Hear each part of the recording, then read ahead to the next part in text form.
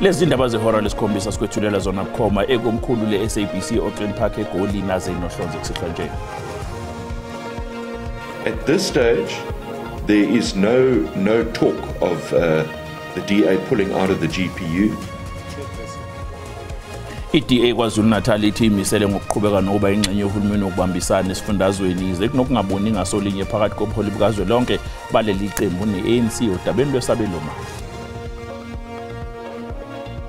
Every spaza shop that did not go through the process, its doors should not be open. Ongqongqoshe zokubusa ngokubambisana uvela inkosi Nhlabise ephelezelwa iphathimandla zomkhandlu udolobha iGoli bahambela umphanyano oneminyaka esishiyagalombili ongeniswa esibhedlela ngemva kokudla ama-chips okusola ukuthi anobuthi eSoweto. 我们始终认为中美关系保持稳定、健康。 Ibukeka ingekho efuna ukugoba uphondo phakathi kweMelika neChina njengoba iChina isiphinde yayiphendulela ngokuyinyusela amaphesenti ayi-125 intela yempahla evela kwelaseMelika. Nabembena inkulu inkabi ngakabhusho obukhali siyakhulekani nabezinyane lengezengeze siqale sixolise kakhulu ngokuthi ke indaba zethu esisakaza ngehora lesikhombisa ziqale sekwedlule isikhathi ngibukeli kube ubuhixihixi obube ngaphezulu kwamandla ethu kodwa ke sibabizile laba bazi kakhulu ngezobuchwepheshe babe sebesilungisela sifonqa isiqoko siyathothoza siyaxolisa kakhulu ngibukeli.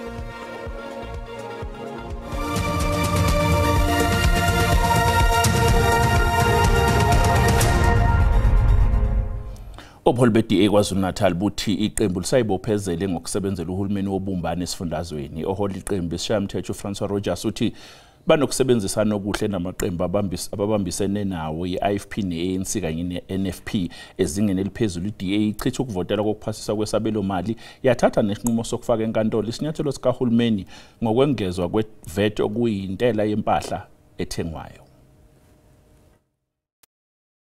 DA ifaka amaphepha enkantolo enkulu yase-Western Cape lapho iphikisana nokuba semthethweni kohlelo lwesabelomali. Bafuna umthetho ovimbela abakwa-South African Revenue Service ukuthi baqalise ukunyuswa kwentela yezinto ezithengwayo ngomhla ka-1 kuNhlaba. Nakuba kunjalo, i-DA KwaZulu-Natal ithi isazinikele kuhulumeni wobumbano lwesifundazwe. The GNU and the GPU being tied by an umbilical cord. As I said to you in the beginning, you must remember, we're all part of one political party. So if there is instability at another level of government, it can have the possibility or the impact of creating instability in another sphere of government. uRogers usenxuse wonke amaqembu ezepolitiki kuzwelonke ukuthi aqale izingxoxo ngokuzimisela futhi abeke ukungezwani kwawo eceleni ukuze kutholakale isixazululo. Whatever decisions you make at a national level could and may ultimately impact on the province of KwaZulu-Natal, and we need to avoid that. We've given the people, the voters, and the citizens of this province the undertaking that we will protect them and we will ensure that this government of provincial unity is the government that will govern for the next 5 years. I-ANC kulindele ukuthi ihlangane namanye amaqembu amathathu amakhulu ePhalamende okuyi-DA, umkhonto wesizwe kanye ne-EFF ngalempela sonto. NginguNonhlakanipho Magwaza ezindabeni ze-SABC eThekwini. Intsha yaseSoweto namaphethelo igcwala umgwaqo elibangisa enkantolo yemanje Orlando Soweto yokwethula uhlu lwezikhalo zayo ngezobulungiswa kulelizwe. Lentsha ithe ezobulungiswa kulelizwe ihuqa ubuthongo ihudula nenyawo ezintweni engabe ziyasukunyelwa okufaka phakathi amacala yamene nodlame olubhekiswe kwabesifazane kanye nezingane.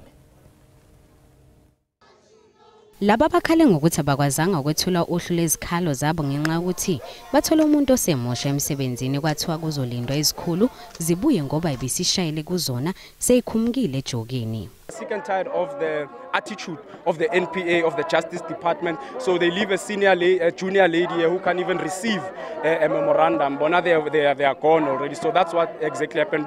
She acknowledged it and provided us with the relevant context of the people we need to speak to.